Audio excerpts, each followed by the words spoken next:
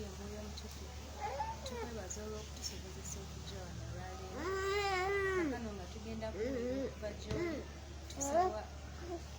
tukusaba otuyambe okkiriza gy'obeere muffe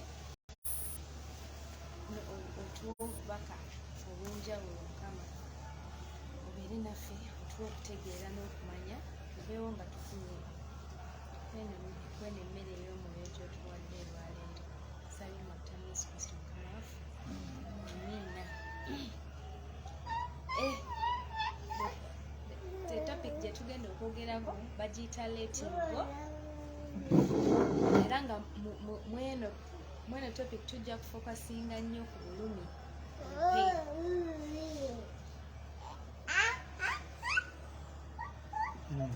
letting go.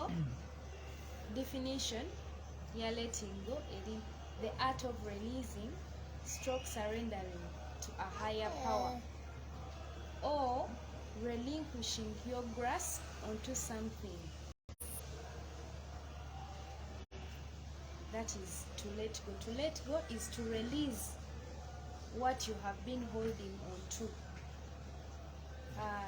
This could be an emotion, it could be a thought, it could be an effect.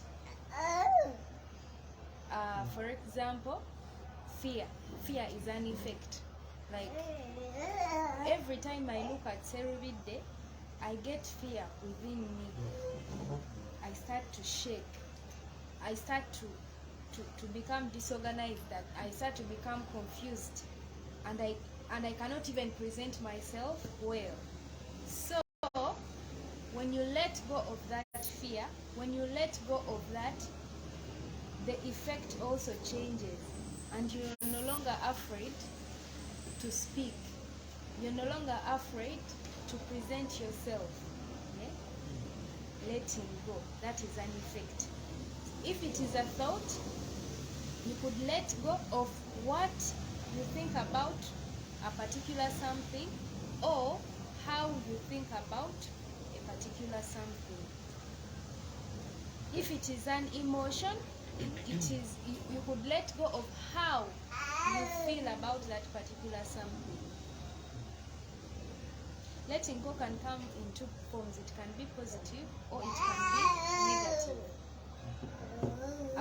When you let go of, there is a point where you need to let go of positive things. When you let go of positive things, you can experience grief and loss and sadness. And when you let go of negative things, you experience relief. Some of the things that we could let go of, we could let go of a relationship that no longer serves us. So a relationship that no longer serves our interest, we can let go of that. We can let go of a dream that we once had, and then we accept that probably it will never happen, or what I thought it is not what it is. Then you let go of it. We could let go of guilt. Guilt caused by your thoughts, guilt caused by your past actions, guilt. You could let go of guilt caused by high expectations of yourself or others. You could let go of a memory that could prove to be torturesome, or that are letting you stay in a loop with somebody or something. Yes, there are things that can trigger us to let go. The realization that we deserve better than we are actually getting. Dissatisfaction with the results of the present circumstances. Loss and letting go are a part of the grieving process. Like, for example, if I lost Peter, I grieve. So, in that process of grieving, I get into sadness, and eventually I let go, because it is a process. So letting go is a process. A desire for change of environment and circumstances. Also, those are things that could trigger us to let go. That I'm living in Bwaise, and Bwaise has a lot of thieves and waterlogged areas. Okay? So then I desire to go and then I desire to have better, to experience a better environment. Therefore, I let go of Bwaise and all that I love in it, and I get onto the journey of fighting to ensure that I go to places like Nabisunsa, which they don't talk about waterlogging. You get? Yes. Pain. We are going to focus a lot on pain in this presentation. Pain is a highly unpleasant physical sensation that could be caused by illness, injury, or a negative emotion, or a realization.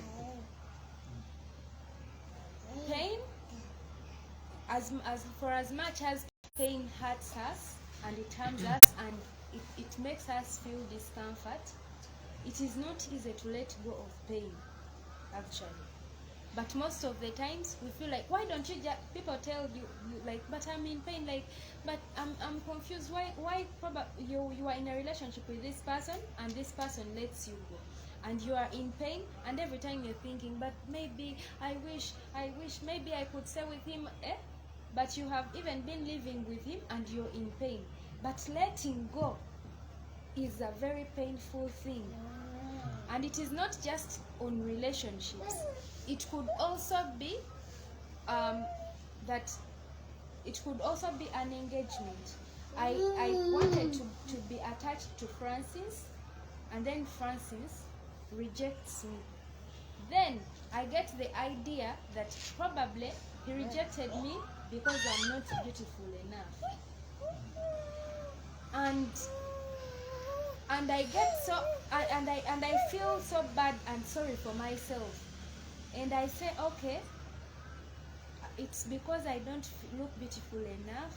I am going to work so hard, and I am going to get money, and I am going to entice, I'm going to adorn myself with all those things that make someone to look more beautiful. Then I show Francis that he made a loss. Now, there comes someone like Lilase, who is telling you that let go of that. Let go of that pain which Francis caused you. So I can let go of this pain, and then I don't look beautiful, and then Francis does not feel bad. Yeah? A man can go and he woos a lady, and he perceives that the lady has rejected him because he's poor, and then he vows that I will ensure that I am rich, and all those people who despise me and disrespect me because of my poverty, and I see what they will do. Yeah, I am going to make them bow down to me. Then this person fights so hard, and he becomes gruesome and very stingy with his money, and he fights and he becomes rich. Then as a result, he indeed makes all those people that he thinks underlook him bow down to him. And then he starts to think to himself that perhaps the other lady desires him now that he has money. You get? But it could even be that the lady did not think of him that way. That was just his perception. And now, because of that perception, this person is behaving poorly. He becomes an unlikable person because of the way he's behaving.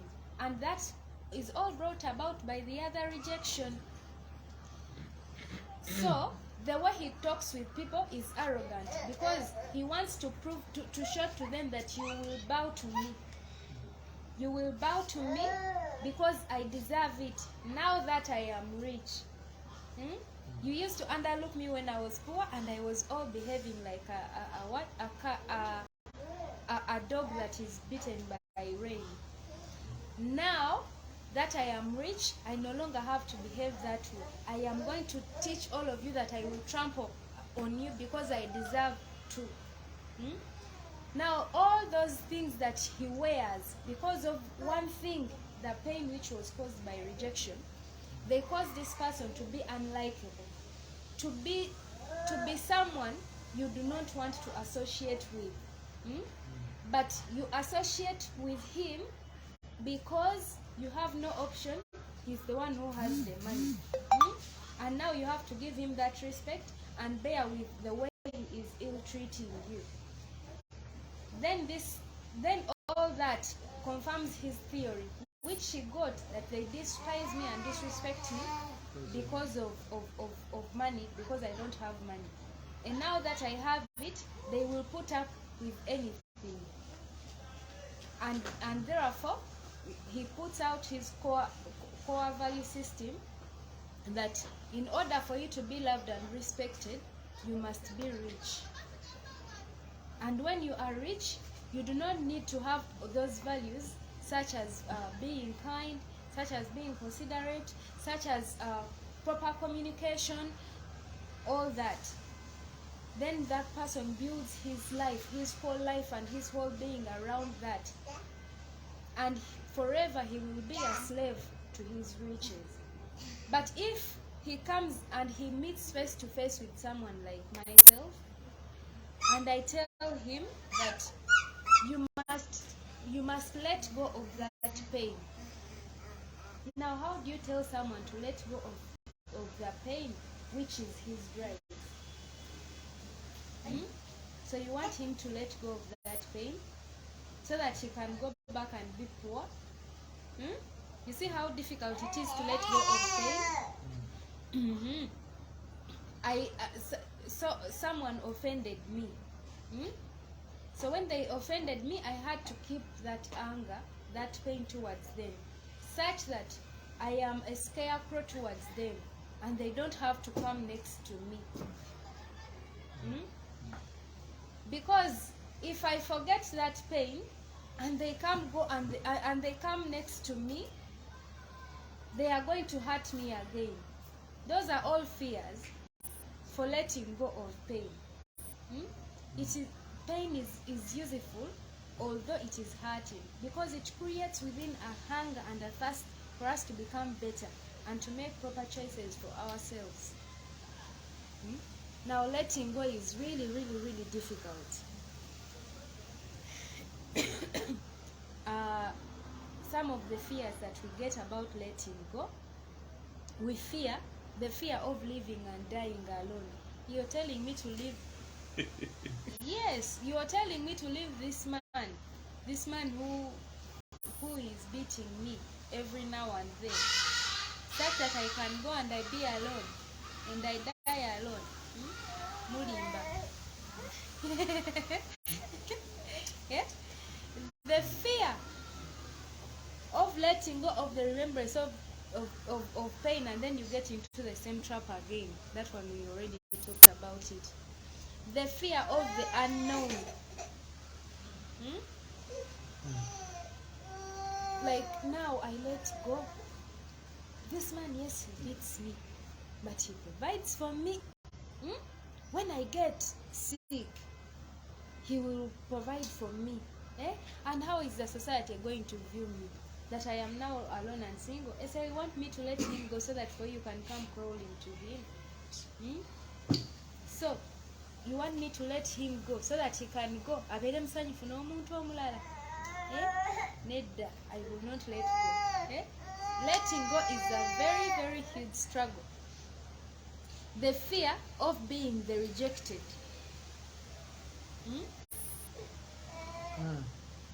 But in that relationship where the man is beating you and he's treating you poorly, and you want to let go of it, you start to think, kiba kitegeeza nze bwe baagaana mu relationship eno, like teyansikiriza, teyanjagala, sijja kgenda kamwesibeko, bwe nsigalawo tangoba.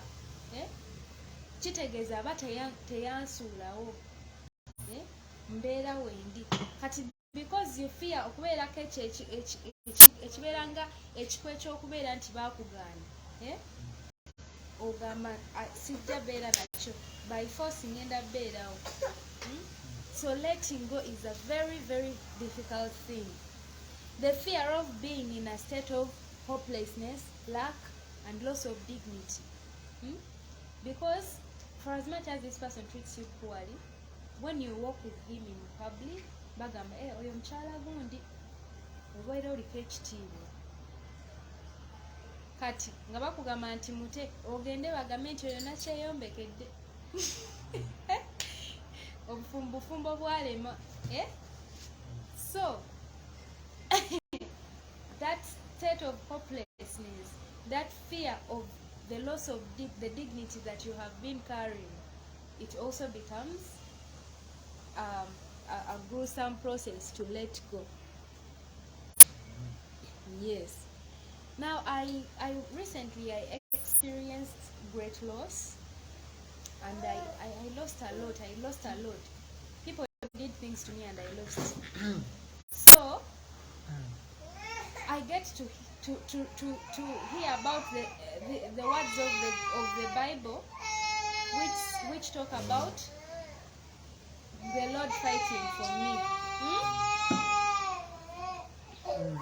I sat and I thought about two things. Abantu banene abankoze obubi baagala ngende nzire ku level yaabwe ntandika okukola nga bo bye bankola neŋŋaana. Baagala nsinze nga bo ngende nkozese bye bakozesa ebyankola obukyamu nange era ngende ku level yaabwe neŋŋamba nedda, neŋŋamba kati nze nina kugenda ku maviivi gange nensaba Katonda. So bwe nabadde nkyali ku ekyo era nentandika nga okusaba Psalms 35, contend, O Lord, with those who contend with me, fight those who fight with me. Nwanire nembeera nga nsaba Psalms nga reciting nga ngibeerako nga Mukama njagala malayika wa Mukama abeere nga bagoba nga bali mu kkubo ery'obuserezi ate nga lya kizikiza nga bagwa bugulye. Then I kept insisting on it. Then I went on is it Isaiah 40? Is it Isaiah 40? Isaiah 40. Something like that. Nayenga nayo, it is also about God fighting for you and harming your enemies for you. So I prayed that prayer for so long, for about 2 to 3 months. Nga buli lunaku nga bwe neerabira n'okwerabira negugumuka ne mutyo neŋŋamba neerabidde okusaba Mukama abateekeko obuzito. And I would wake up and kneel down and pray in that psalm. Mukama bakole bwoti kati. So one time I wake up and I'm talking, I am praying in that psalm. So the Lord tells me, naye Brenda, all this while I have been seeing your situation and I have been wanting to take you out of that situation, but I've been waiting for you to tell me one thing, that Lord, please change my situation and elevate me and remove me from the dirt that I am in. But all this while you're only telling me to fight your enemies. Then for the first time I faced myself and I'm like, but wait a minute, I have not been praying for God to change my situation.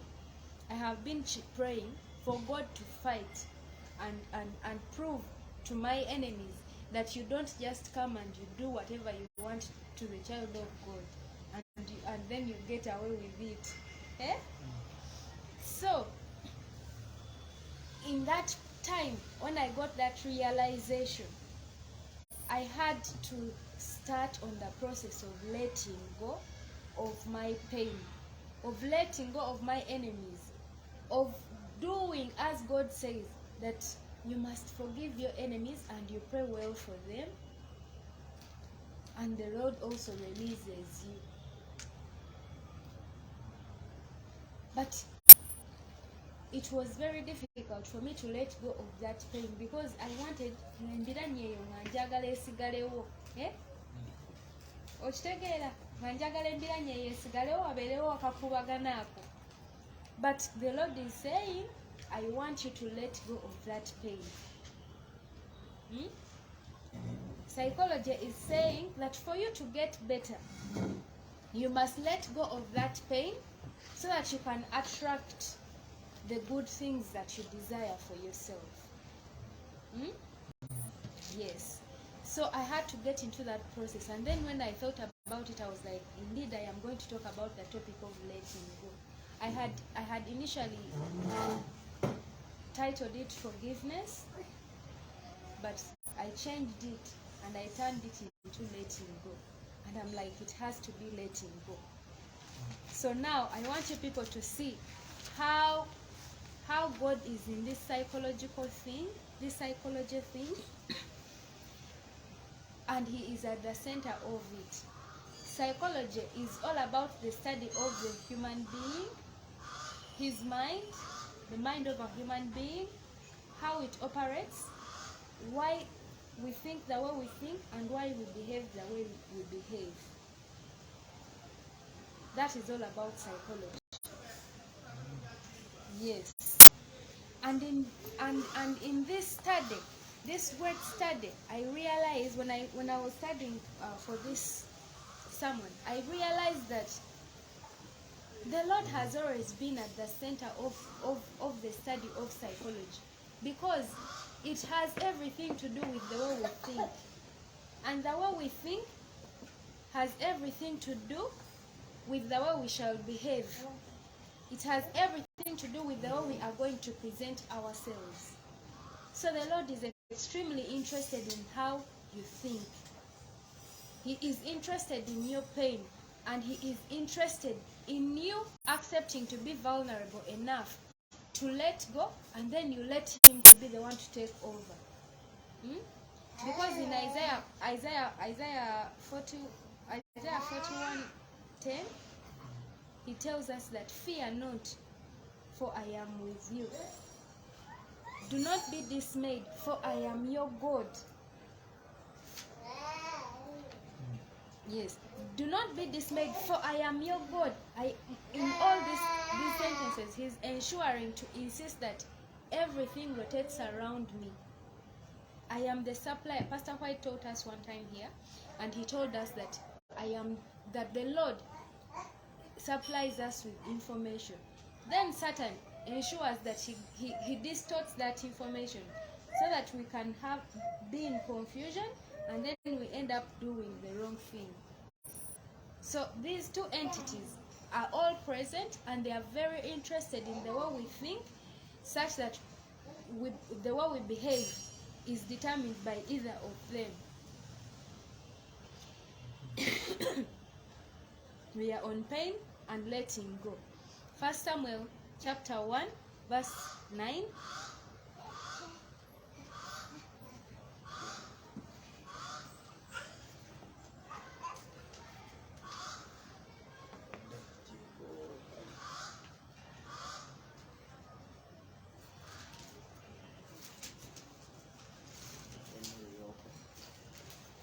First Samuel chapter 1 verses 9. It says, once when they had finished eating and drinking in Shiloh, Hannah stood up. Now Eli the priest was sitting on his chair by the doorpost of the Lord's house. 10. In her deep anguish, Hannah prayed to the Lord, weeping bitterly.